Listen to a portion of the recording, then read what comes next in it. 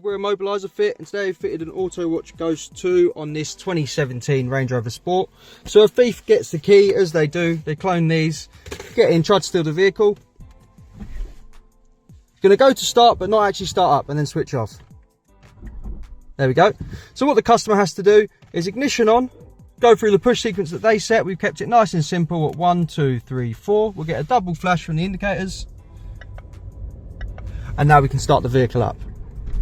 If the customer wants to take this back to Range Rover and put it into service mode so it doesn't need a code, all they'll do, go to the cancel button, press that 1, 2, 3, 4, 5 times. We'll get 5 flashes.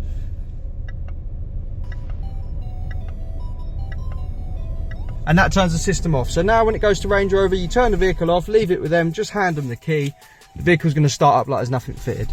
As long as it doesn't exceed 30 miles an hour, 15 minutes or more, it will stay in service mode and it will just be a normal vehicle.